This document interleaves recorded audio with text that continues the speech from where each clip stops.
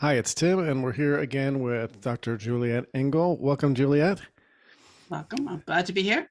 It's nice to see you again. And Juliette is the author of Sparky, Surviving Sex Magic, and Angels Over Moscow, Life, Death, and Human Trafficking in Russia. And I just reread Angels Over Moscow again this weekend to try to prepare and get ready for my notes. And what I was a lot of things struck me, but one was that you seem to have lived a multitude of lifetimes in one lifespan.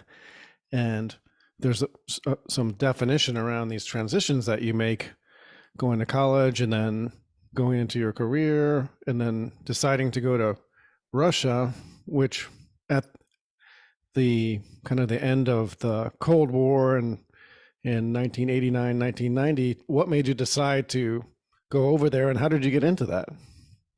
Well, I was invited there as I was practicing in Bellevue, Washington, which is just across Lake Washington from Seattle, and a very Tony place, great hospital. And I was part of the technology young genius set that was in Seattle. Bill Gates and Bezos and the Brotmans were starting Costco, and Adobe was starting, and all the first Starbucks had Mm. opened, a few years before, and Seattle was leading the revolution in coffee.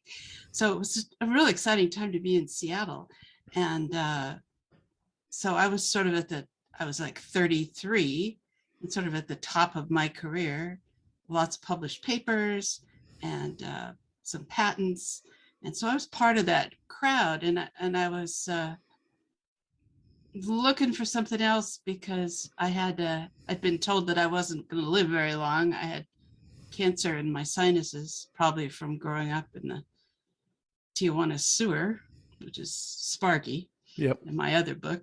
But so I felt like there's things I needed to see and things I needed to do if I was only going to live to be 40, which I had a room full of doctors come in and do a consultation and tell me that I wasn't going to live much past 40. Mm. And it's funny because whenever I tried to remember that, all I can remember is baboons. It was like this bunch of baboons just jumping around telling me stuff. I couldn't remember anything they said. Well, I see you refer to them as the Temple of Logic. Oh, Mm. yes. Yes. Well, that's how my life was. It was like I still couldn't remember my childhood. I couldn't remember anything from before I went to college. It's really when that part of my life started. And I kept that so straight and so logical. It was step after step after step. And and I never strayed. I never did anything that didn't contribute to whatever it was that I thought was so important, which was the technological revolution that was going on in Seattle. And but I felt like I was missing the beating heart of life, and I kept dreaming about that. About like I was a bride. I was walking through this temple with black and white squares on the ground. Now I understand more about how I got that image, but at the time it was just completely obscure to me. And these clocks were ticking overhead and gears were turning, and it was the temple of logic, and I was the bride, and everything on me was white, and I was carrying white lilies. But in the distance, I could hear this beating heart. And in the dream, I would approach the beating heart. I could see it on the other side of an abyss, and the floor basically ended and the tiles were all jagged, and to get to that beating heart meant plunging into the abyss, Mm. Mm. which is pretty much what happened. But so really and it was sort of like right at that time when I knew my time was limited, or I thought my time was limited, and I was looking for the true beat of life, humanity. I was living the ultra logical life, and getting paid well to do it. And I knew if I go off into the abyss, So, I'm out of the temple of logic. And um, that's when the invitation to Russia came, and I accepted. I went there as a medical technical expert, And this was right at the beginning of it was January of 1990. And I'd actually been selected by a group of Russian doctors because I was a neonatal ultrasound specialist, and they wanted me to come into their birthing hospitals and help them. Yeah. and Yeah. and so I was the first American doctor into their birthing hospital system, and it was so appalling. I mean, I couldn't even describe. At the end of the day, I'd go back. The Russians had me the whole time.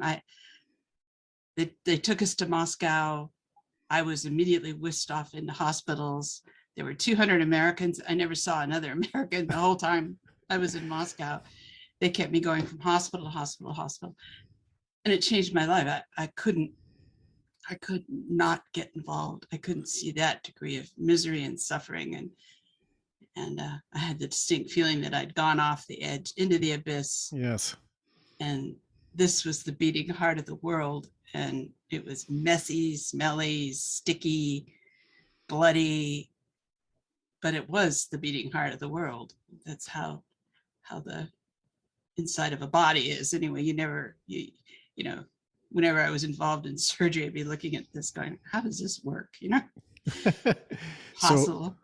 So you were looking out over the abyss and you decided to take this leap of faith, basically, to try something new and expand your horizons. And you're at the top of your game financially, professionally, technologically. And then you find yourself in what amounts to like a third world situation where things didn't make much sense, but there was real visceral, and and I got that feeling from your book. Like there were lots of sights and sounds and tastes and smells, and everything hit you so hard in all these different places. And so that was your draw to that. You knew that where maybe you could make the most impact in the world. Is that fair, or it was just, it was there for the... I don't think I didn't have that big a view of it. Again, I thought my time was very limited. Mm-hmm. And I simply decided to do the most I could with the time that I had and the resources that I had. And it was sort of like starting the truck convoy in Vancouver. They had no idea it was going to turn into this massive thing. And when I started my little project in Moscow at the birth house number 70, I had no idea it was going to grow into a nationwide reform movement that would completely change maternal and infant healthcare in Russia, but it did. And I never realized I'd be running an underground railroad for trafficking victims in the USSR. I mean, if you'd told me that, I wouldn't have believed you. Right. Well, your descriptions of the birth house number 70 were pretty difficult to read. And what I found interesting was that they were just waiting. They kind of knew what the right thing to do was, but they didn't have permission, or they didn't feel like they could do it, or they didn't feel like they could change. And then once they saw that there was a positive path that you presented to them, then it sounds like they dragged you every place they could and squeezed everything out of you they possibly could, right? Yes. Yeah. It's people are talking a lot right now about mass formation psychosis. Mm-hmm. And I think that we're always in a state of mass formation psychosis. I mean, what they were doing in the hospitals, and this wasn't just this hospital was their best one. They took me there because this was their showpiece. Yep. I mean, it went downhill from there. And everyone knew that. Absolutely everyone knew that everything they were doing was wrong. They knew it. But they were all doing it together. And I think the whole country was in a state of mass formation psychosis, but they knew it. They knew that they were looking to change. And that's when things do change. So all I had to do was be the person sort of blessed their changing. I picked up a baby and gave it to its mother, and that was it. Yeah. Because they didn't do that. They kept the babies and mothers apart. And ever after that, they did that, not just there, but everywhere in the whole country. they began writing papers and sending delegations to other countries, and they were ready to change. That was the thing. But so what keeps us from changing? Why aren't we changing right now? Why on earth are we still trying to vaccinate children when we know the disastrous effects of that? It's because everybody's doing it. Yes. It's like a psychotic reaction. At some point, we'll snap out of it. Well, it sounds like you were part of the catalyst that helped to snap people out of that, Yeah. and which must have been pretty exciting and rewarding at the time. And yes, people here are looking for catalysts to snap people out of their psychosis as well. Yeah, it's what the trucks are doing. Yeah. They stepped forward, and that was it. Now the whole country is out of it. They've changed. Yes. So the catalyst, what the catalyst is going to be, who can predict it? Yeah. Hard to predict, very hard to predict. And I think another thing that struck me about your book and your adventures was that they were so broad and they covered such a large part of the country. And it's almost like you went out on a donkey or something and went to every small village in the Soviet Union, the former Soviet Union. Went to a lot of them, and it's those buses, which was sort of like donkey cars. And so you're doing this, and you're still managing your family at home on the off time, and then trying to sell your business or thinking about selling your business.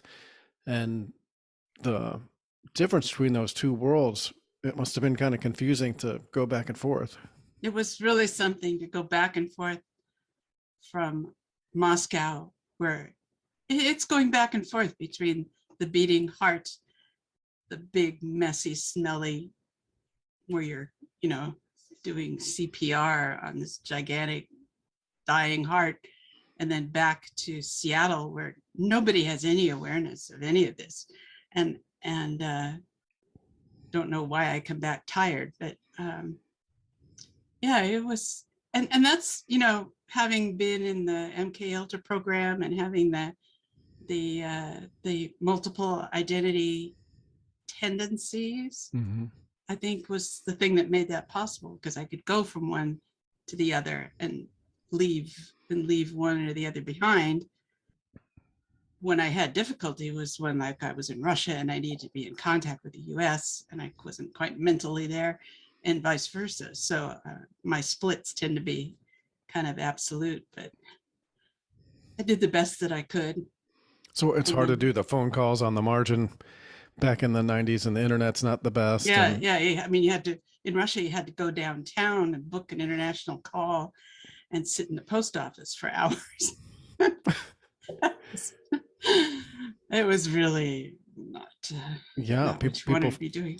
People forget. And then the superstitions that you ran into where, anything that didn't seem quite right and the baby went to the orphanage, really pretty sad. Was there any change over time to the superstitions or that process? Yes, actually quite a lot of change. And now if I refer back to the things like people would abandon babies who had red hair, and the orphanages were filled with children with red hair who could easily be adopted in Ireland or Germany or the US. But and the saying that there never was a saint born with red hair, I mean, that's what they always said.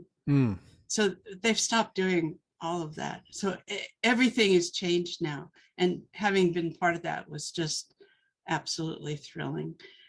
And my friends, the photos of those kids from the orphanages and the outlying areas, just beautiful children, right? And who could give these people up, right? Beautiful, beautiful children. And the sad thing was that 90% of them could not be adopted. And the reason being that they had a living parent or grandparent, or they weren't completely orphans. And the parent would hold on to them because they continued to get money for support, or other reasons. I mean, there were many, many tragic circumstances. But so I focused, rather than on adoption, I never was involved with taking any children out of the country. but I focused on the kids who were there, which were most of them, and on developing programs for orphan education and entrepreneurship. And that was another very big part of what I was involved in starting education for kids in orphanages. And that's where I got to work with a lot of kids who had severe PTSD and dissociative personality disorder because of the trauma in their lives, and realize it's a marvelous defense system. If your circumstances are as bad as theirs, then trying to break that system won't help them at all. They'll go mad. So there's a lot of people in the world in very bad situations, and so I feel like right now I'm more in the temple of logic part of it, and trying to write about these things so that people understand through my experiences. And I've written about the great big experience and all that, but I think for readability, it's more making it personal. Yeah, I found that, right. Like I have to kind of disagree with the temple of logic because of the feeling and the connection to the people that you cared about, that you wrote about in your books, and then just the vast and vivid, again, kind of sensuousness of the scenes that you paint, like riding on the train and knowing that if you open your mouth, they're going to know you're from America, right? And then Yeah. then what's going to happen? And then it just turns into like a huge party for 2 days, and everybody's best friends, right? After a while. Yeah. Well, I did have a fake gold tooth made so that if I could keep my mouth shut and just smile, they would all lose interest in me, because obviously I was, Russian or Eastern European. and I do speak Russian with a Polish accent, which I can't imagine. It's probably because I learned Russian in Russia. I didn't learn it from Americans, so I do not have an American accent. And so for a little while, they'll think I'm Polish. Well, not long. but that connection to the characters and the people that you met and that you helped is the feeling really comes through. And I was also struck by the amount of wonderful things contrasted with the tragedies that you ran into on a kind of an ongoing basis. It was kind of just one big tragedy that you're managing as you roll along and improving and getting hit with other things and having to fight, Russian gangsters and traffickers and your own State Department and people back home trying to steal your funding and then trying to balance that with trying to stay alive and live in a new culture and have a big influence traveling across the country, then losing people that you cared about there to trafficking or to being murdered. Just a lot of tragedy and hopeful things going on at the same time. Yeah, I personally was treated wonderfully. I mean, I love those people. I mean, they are warm, kind. They are very psychically invasive people, and that puts a lot of Americans off because but for me, having come from my background, it was very comfortable. I had no problem with that. They come right into you. You feel them inside your psychic space. They read you from head to toe. That's why I could never get away with being anything I wasn't, because I could be Polish for 5 minutes and then they like, this is all right. And so I'd have to come clean. But wonderful people, very, for all the time I was there, which was a lot of 20 years, I would use gypsy cabs, which means you just walk out in the street, put your hand out, and anybody will stop. They size you up and you size them up, and you make that choice. You feel you have a real psychic interchange, and it's like trying to explain that to another American is impossible. But right. I do it. I did it. You agree on a price, and then inevitably they will do everything possible to get you where you need to go. Blocks, streets, traffic jams, all of it. They're going to get you there. And the agreed price is the agreed price. And I think that's the old tradition of what's called the yamshiks. And they're the ones that drove the troikas, which were the taxis, the sleds with 3 horses. And they would go around town and pick people up. And it was a matter of pride to get people safely where they needed to be. And so that's the tradition. And I did that 5 times a day for years and years and years, and never had a single problem. Wow. Yeah. And I miss the atmosphere there. It's like it's thicker. Mm-hmm. It's got more history in it, and more angst, and more music, and bells, bells, bells. Now that they've got their bells back up, they're ringing bells all the time. Yeah, that was nice to see that they had buried the bells during the Soviet Revolution, and they were now getting them out, 70 years later. Very well kept secret that everyone in the neighborhood knew where those bells were. Yeah. Yeah, and then pretty amazing. Yeah. Wait a minute, we do have bells. And then speaking of the psychic connection, your journey to, I don't know if it was what area of Russia or Ukraine, or where you went for your natural healing session with grandma. Yeah. And when you described it in the book, I had that picture of the tree and you coming out of the tree that you had drawn for the presentation that you did in my mind. Yeah. Interesting. I hadn't put that together, but I think you're right. Yeah, there it was. That was the tree. Interesting. Now I have to go back and look at the picture. I hadn't looked at that picture in 40 years. Wow. When I brought it to the session. Do I have it here? I have it here. Should I hold it up? Yeah, I'd love to see that. Yeah, it's really wonderful. I have the original. Wow, the original. Yeah. I assume you can edit my fidgeting out.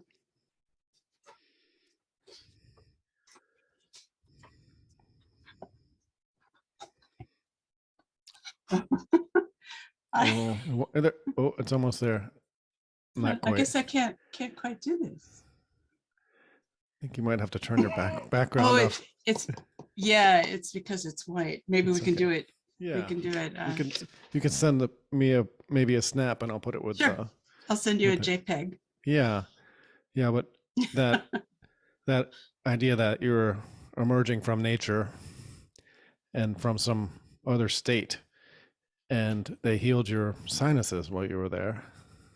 Yeah, that's at the point where the doctors in Bellevue, I'd had a bleed, and the doctors who were my colleagues and friends, and this troop of baboons. It's the only way I can remember them. Had given me the talk that this was it, that they had to go back in there and take everything else out, and I was going to be blind in that eye. I wouldn't be able to smell, and I had a very high percentage chance of dying. And I'd gone through all my x-rays, and I knew how serious this was. And interestingly, the ophthalmologist who gave me this talk about how they're going to have to take out my eye, the next day he died. Oh my goodness. Yeah. So I took that as a sign. It sounded like, you avoided the baboons and the vultures and the worm eaters, everything else. I mean, so when you went back after being healed and there was nothing there, and then they just kind of discounted, dismissed. I thought everyone would be real excited, because I went from having this tumor on my CT scan to going to Russia and it seemed like ages, but it was only like 10 days that I was in this healing compound. And in Ukraine. Actually, no, it's not Ukraine, it's Crimea. So it's now again Russia. It was always Russia, and then Ukraine got it from Yeltsin, and then it voted itself back to Russia. But anyway, that's where I was, in Crimea. And it was like no one wanted to know. It was, here's the CT scan, it's got a tumor on it. Here she is a month later with no tumor. And they're all like, eh. Could they at least be happy for you that you were healthy? Oh yeah, Okay, absolutely. good. At least Absolutely. all the boat payments went out the window, but aside from that, Yeah, I was such a mess when I came back because the compound, the healing compound itself was very primitive. And there were Grandma Lydia, whose property it was, wouldn't allow mirrors. And there were no showers that you washed by, you cleaned yourself by sweating. You smelled great. And so I hadn't even seen myself in a mirror for 10 days. And I got to SeaTac Airport where everybody's all, shiny and oh yeah, deodorized. And I thought, I'll get out of here. I'll get through they're all here dressed in black. Yeah, pretty much they are now. But I thought I'll just get out, get away. Nobody will see me. And I ran right into my attending physician. I don't know why life works that way. I don't like, what was he? Just like he was standing there at baggage claim waiting for me. He wasn't, but it seemed that way. And hi, Steve. Oh, hi. Oh, I had like fern bracelets around my wrists. It's like, where did you come from? You've been in Northern California or something? Yeah. So do you still have a connection to natural healing, or how was that for you after having that experience? I have a very strong, absolute belief in it. I tried for a long time to get people interested in going back there and learning about what they did. But the medical profession was going in the other direction. This would be during the 90s, there was an interest in spiritual healing. And I don't know if I'd call it spiritual healing. I don't know. It's energy. It's the application of energy and herbs. And it was brilliant. And that's what they did for thousands of years. But these people were highly persecuted in the Soviet Union. A lot of them were jailed and sent to camps. So that's why they were out in little compounds in Crimea, and you had to know somebody who knew somebody to get there. I see them being persecuted here as well. Yes, which completely surprised me. I thought Seattle, so open-minded and all that. Well, when you threaten the cartel, you threaten the cartel's income stream. Exactly. That's what it boiled down to. Because at that time, everybody was, and I was very big into equipment also. So everything was ultrasound, CT, developing MRI, all these scopes and new technologies, nanotechnology that was starting up there. AI was starting in Seattle. So I was peripherally involved in all that. And I thought, look at this. You don't need any of this. All you need is a tree. What do you mean? I spent $1 million on this and I have $2 million in debt. You mean I can't charge for this thing?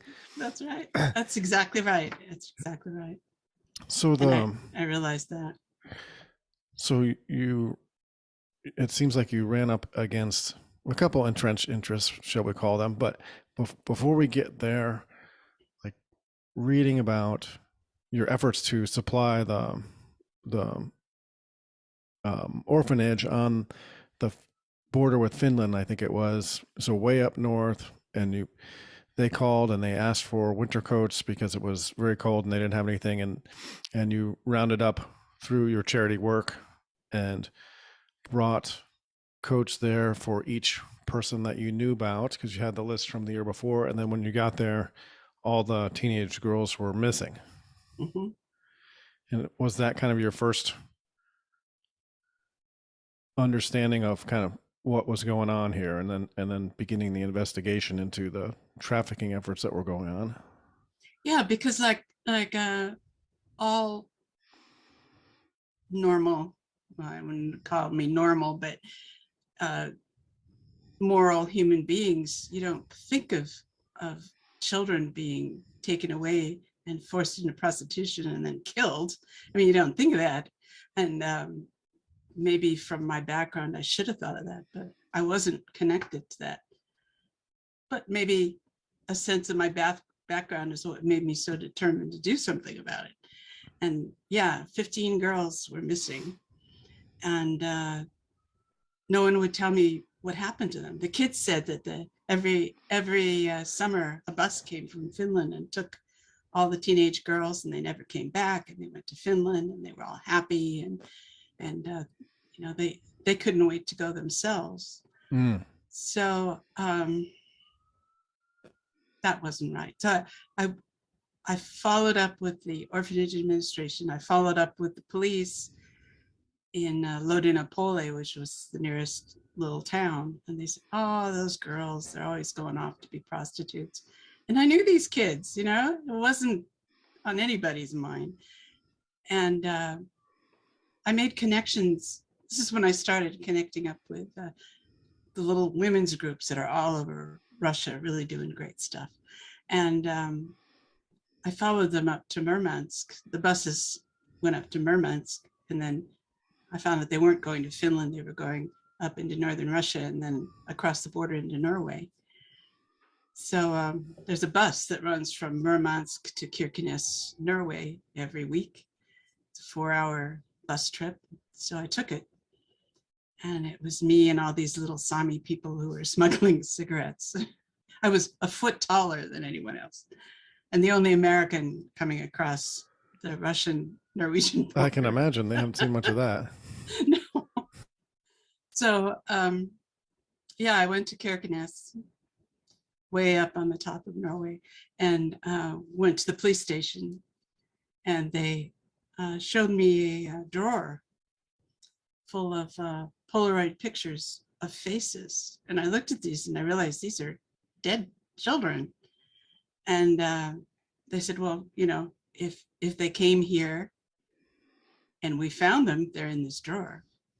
And I couldn't, I came unglued. I couldn't, I should have laid out all the pictures, taken pictures of the pictures, Xerox them, you know, but I was just too stunned to do anything. And they said that, yeah, they find bodies all the time and they bury them all. They call them all Natasha. And if they find a child alive, they'll take them to an orphanage or an institution in Norway and help them. But he said, mostly we just find bodies. And he said, are your girls in there? And I couldn't even look. But I came back the next day and then they denied that they had any pictures. So I'd gotten them by surprise the first day. Second day, they had their defense. Yeah. But I knew they had the pictures. I knew the kids were coming there. So what was the danger to them of exposing that to you? Well, I did pursue it farther all the way to the Norwegian Parliament, and they got the pictures, and it went on from there. So we did wind up working with the Norwegian government in a coalition between Norwegian women's organizations and Russian women's organizations, and back and forth. So it did go on, but nothing like that happens fast because you're dealing with bureaucracies, you know. And, yeah. So entrenched procedures.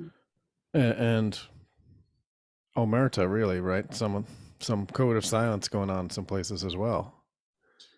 Absolutely. Plus their embarrassment, you know, and nobody wanting to be responsible. And if they deny that girls are there, then they don't have to do anything. You know, if they say, oh yeah, this is a problem, then they have to do something. And that was 90% of the challenge. This is what I taught all the Russians that ever worked with me, is you have to get the person that you're trying to acknowledge the problem and take responsibility for it. And that involves a certain way of getting them to word their responses, annoying them in certain ways. You know, there's all kinds of ways to get people to do it, like how we got the city of Moscow to start cleaning out the child brothels up along Yaroslavl Road was we used their definition of child trafficking at a big conference, but I made all of every one of our peoples call trafficking the transport of children across borders against their will and against inciting the law. And it was this long, ponderous sentence, and nobody wanted to say it. And finally, the chief of police of Moscow got up and said, "Yeah, we have to do something about child trafficking." And we'd won right there because he used the term. Before that, they wouldn't use the term. So then everybody started using the term, and then it just went into the language, and they started rating. And really, it's that flipping the mental switch. It sounds like you out bureaucratize the bureaucracy. Yes, using their own tools, The administrative language. It's, what is it? Like Amtssprache is what the Nazis use. Administrative language. Probably, I think that's what it was. But another thing that I noticed that you had success with was that when you went to the small towns and the women came out and nobody wanted to say anything, and it sounded like you waited until somebody shamed them into saying something, and then there was a floodgate, and then there were people who were connected to the women's group, relatives and trusted sources who you could rely on, or that organization could rely on to do something or to at least represent for the trafficked girls in a certain way. So there was this network of trusted characters across the small towns. Yeah, that's I realized that after going to like 20 or 30 of these little towns. And it wasn't just me. We had a group of volunteers that wound up going to like 200 or holding over 200 meetings, town meetings, sometimes 2 in a day. And we were the social event of the year for those people who never went anywhere, did anything, had a telephone, radio, television, nothing. So they were sitting ducks for traffickers because everyone under the age of 30 wanted to get out of that town. So, but there's a dynamic in all those small towns, and it's the same dynamic here. You've got as soon as you get people together, a social structure emerges, and the older women are the ones with the life experience, and they're the ones that are going to call out the other ones and not be so concerned about how they sound, or they're thinking of the result instead of themselves or how they're performing, and everyone has a role, and in every town they had a trusted policeman. They hated the police. They were more afraid of the police than they were of the traffickers. And they had every reason to be. They had, that those people have been terrorized for 70 years. The legacy, yeah. And then the crime came in, and the ones who had been the KGB became the traffickers. So they weren't any better, but they knew who they were. But they were less afraid of the traffickers than they were the police. But they would have one nephew somewhere that they would trust. So we were able to pull all these trusted people. So we did it all on the basis of people and who knew other people and who trusted other people. And the Russians were incredibly good at this. And small towns would be 5 miles apart and there would be no interaction. They didn't trust each other. They were like different countries. So I didn't know how they would react to like being introduced to each other. But being the foreigner, I had the great role of like introducing towns, because I'd call 3 of them to meet in one place. They'd all have to travel to this place. They had a great time. It's like calling a little tiny Trump rally, People just love to be together. Yeah. And so that was one of the great things about being the foreigner. You could help people build the connections, whereas maybe that distrust from the past of being informed on and being sent off to the gulag, and if a Russian had tried to do that, they would never have trusted them. So you had kind of like a novelty circus act going in some ways too. Right? Yeah, that was really wonderful. That's great. Yeah. And I'd get stuffed full of food. Yeah, that was the one thing I was like, what the heck? My God. I remember riding on buses when I was a kid when they turned the heat up too high because it was in the 50s or something outside, and just being Oh, miserable, totally miserable. And the only thing worse I could think of is being stuffed with food and booze and cigarette smoke, right? That's the only thing that's it. worse. That's it. That's it. You sort of just have to go into a Yeah. coma And being wet. and like, but it was very, very hard. I couldn't do it now. I'm too old. But in like going to the Red Pill expos, I've been to 4, I guess, and talking to people, it would be a simple thing to do the Angel Coalition in this country, and it needs to be done.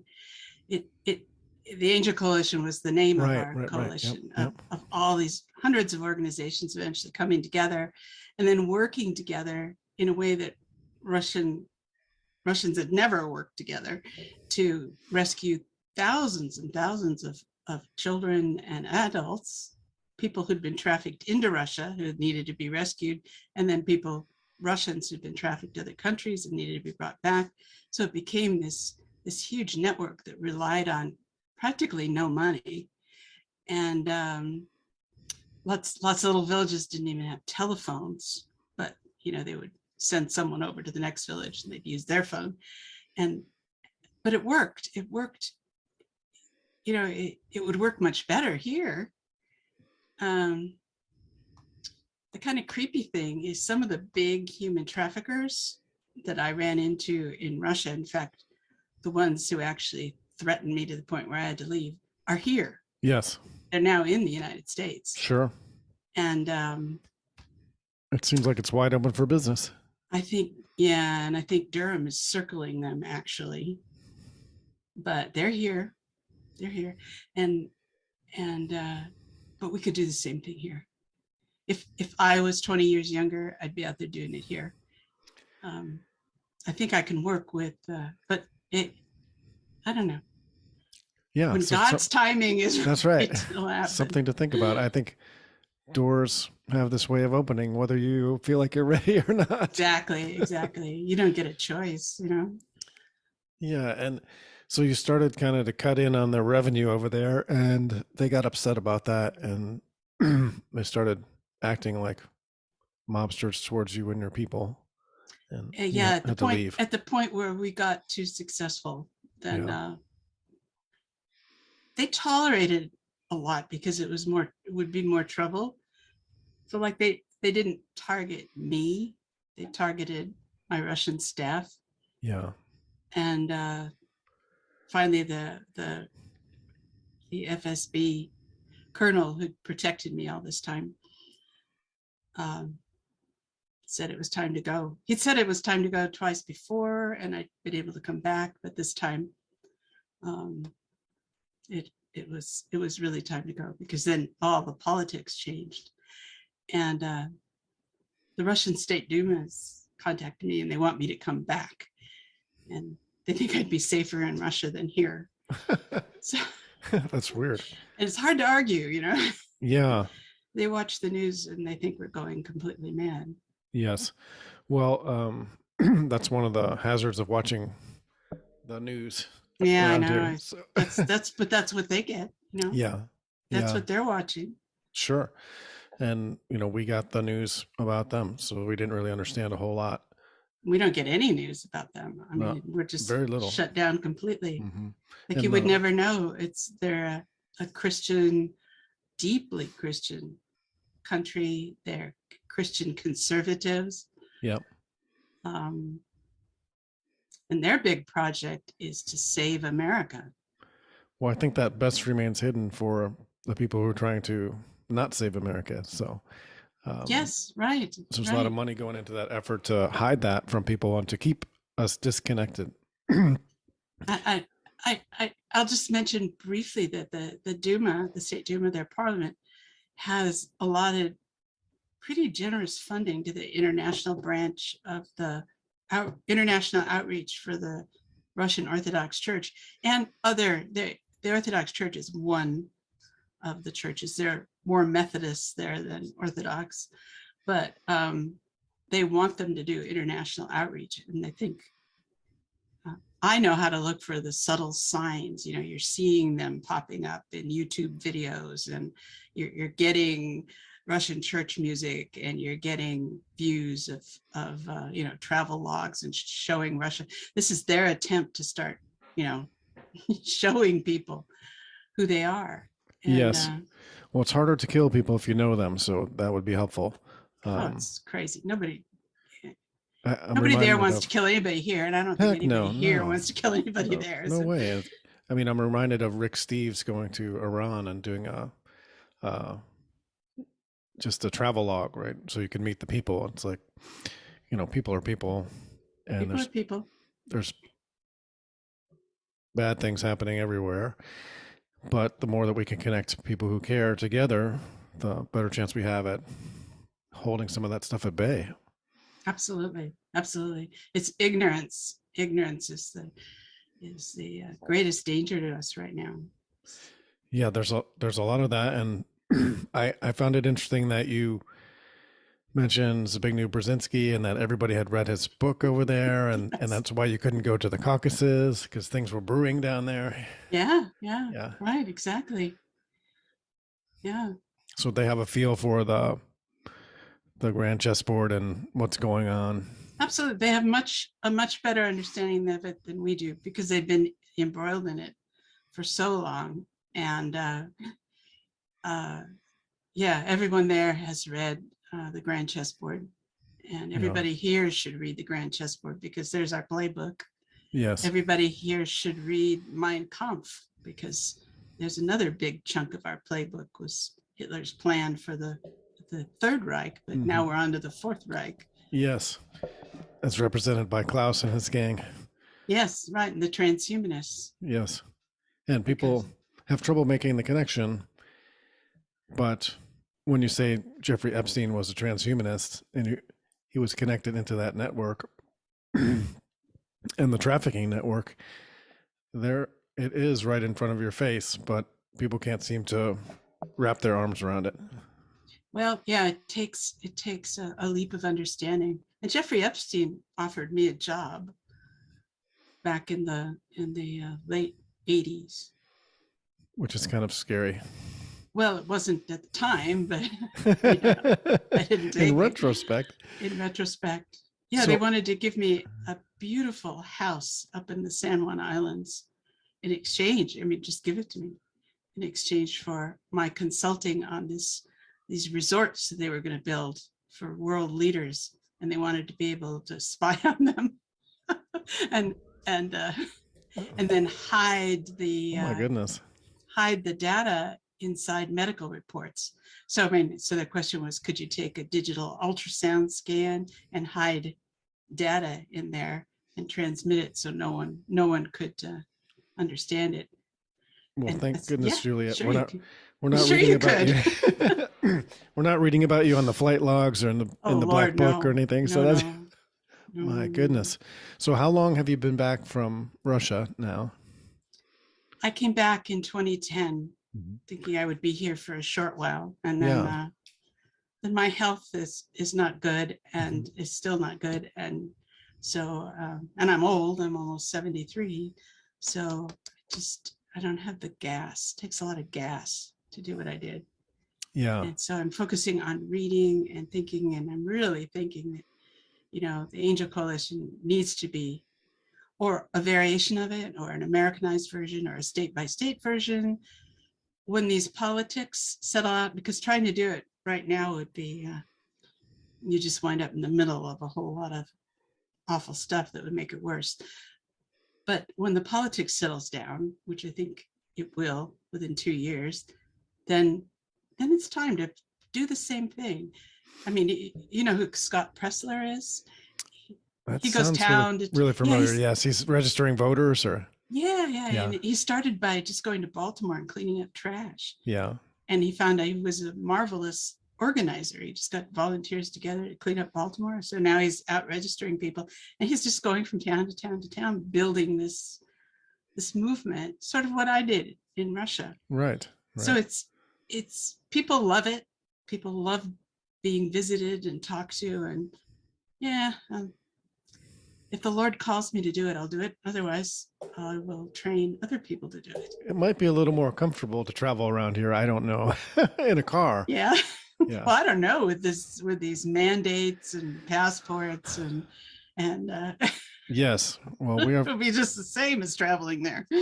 some room in Texas for you if you want to come down. Oh, It's semi-free here, so oh, it's not totally free, but it's mostly free. So yeah, Texas is looking good. yeah, and so I hear in your voice like a little hesitation to start it back up again, but also that I understand that you have all this knowledge and that it might be that you don't have to do all the legwork and you can set up the structure and let it go. And way I see maybe some benefit there is that if everyone knows what to do and is doing it, then you could take out one person or two people or 10 people out of the equation and the system keeps rolling.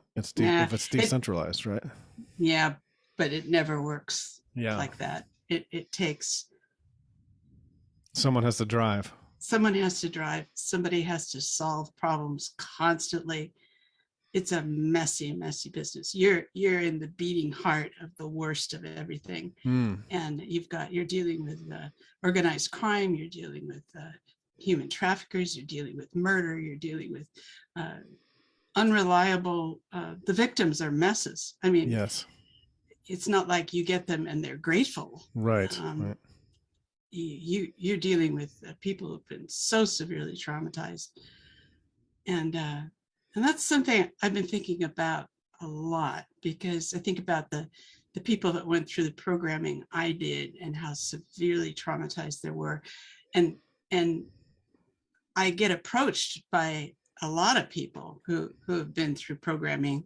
Their lives are a total mess, and they're like they need to be saved, but so I'm embarrassed. I kind of avoid them because I don't know what to do, and all of this, I feel like the Lord wants me to do something about it, but I don't know what to do. Not sure what yet. Yeah, I'm not sure what, and I have my own limitations to deal with. So I'm trying to figure out, okay, with this amount of energy I have left, what's the most valuable thing I can do? Yeah. So I'm doing this. I'm doing the writing. I'm writing my next book. I want to introduce America to the richness of the experience of the Russian soul, except it's the American soul. America has a huge soul, and it's like it's been deliberately moved out of our conversation. Every Russian conversation, they talk about, how's your soul?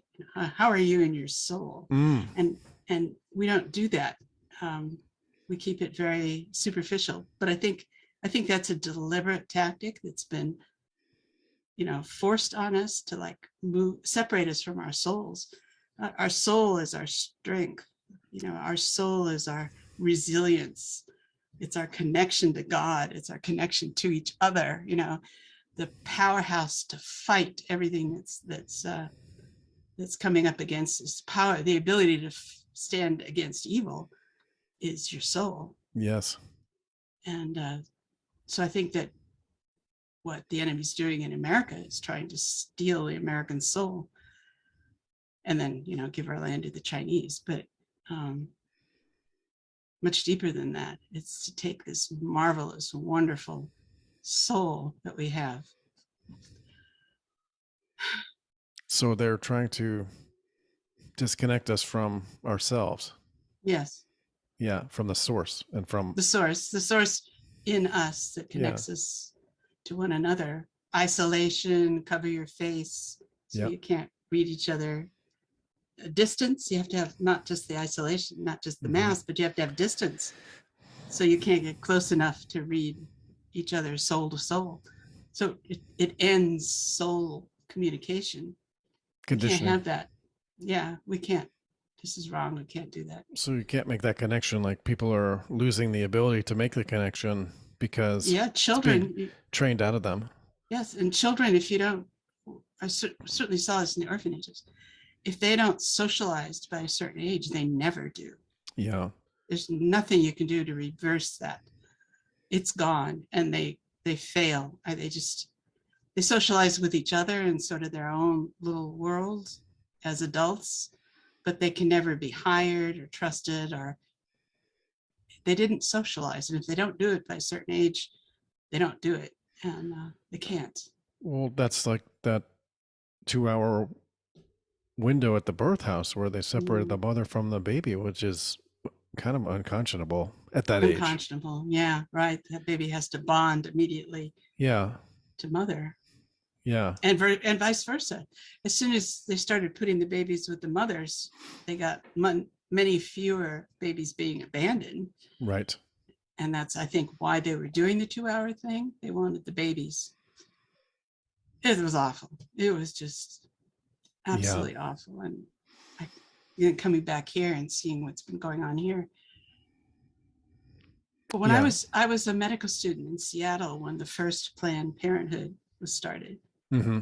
And it was started at Group Health Hospital, and it was funded by Bill Gates's parents. Yep. Who were big supporters of Margaret Sanger. Yes. And her purpose was eugenesis and genocide of the Black population. They've been pretty successful. 20 million abortions. That's 20 million missing souls. Yep. Missing souls. Yeah, yep. They're stealing souls.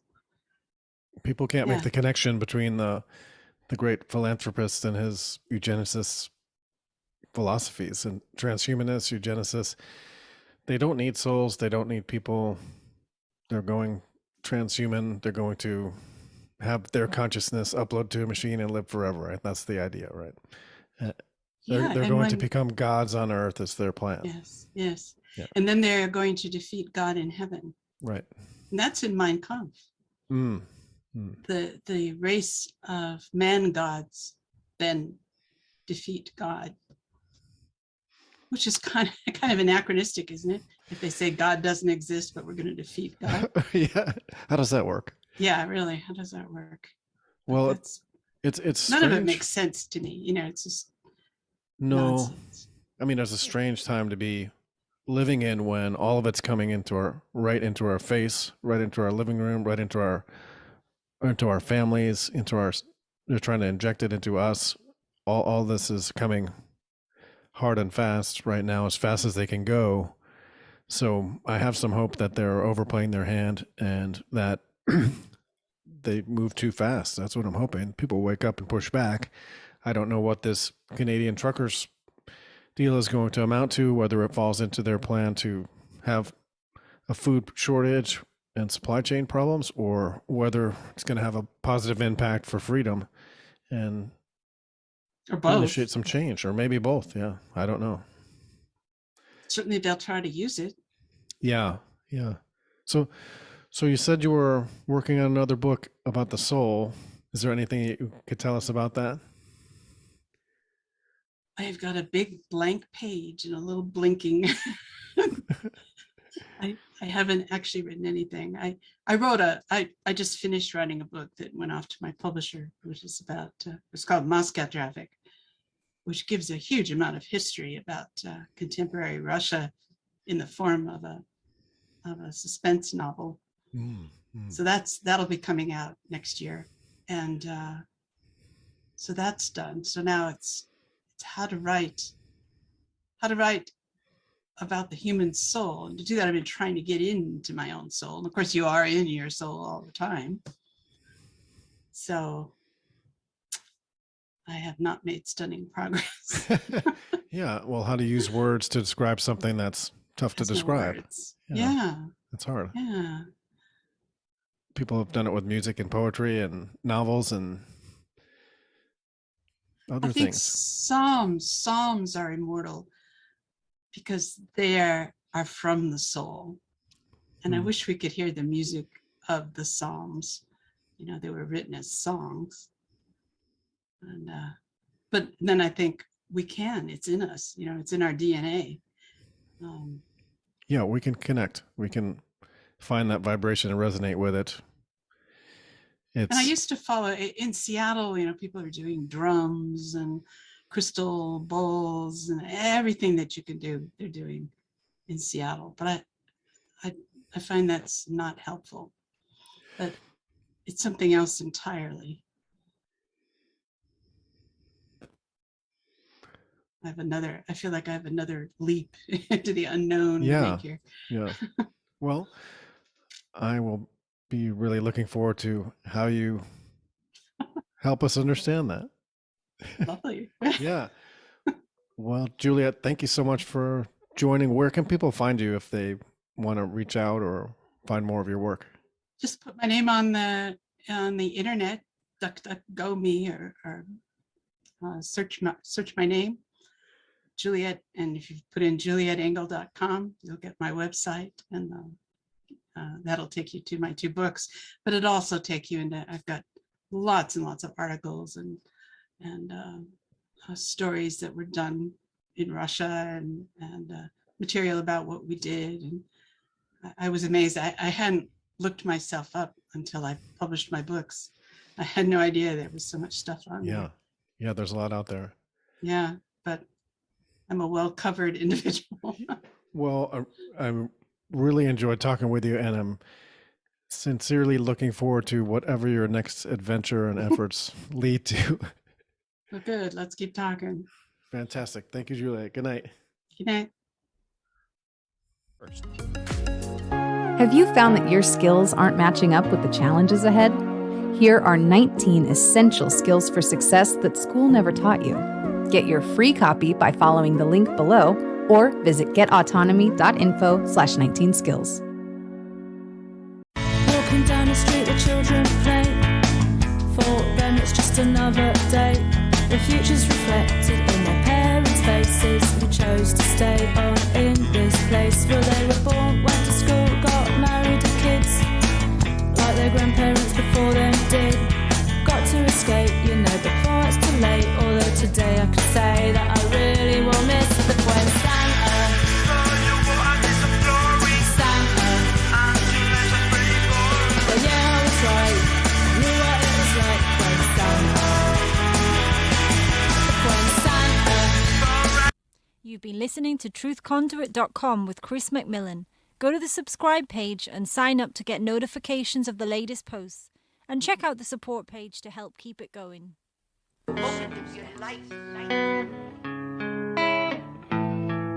Yeah, I've got a friend in Jesus Christ.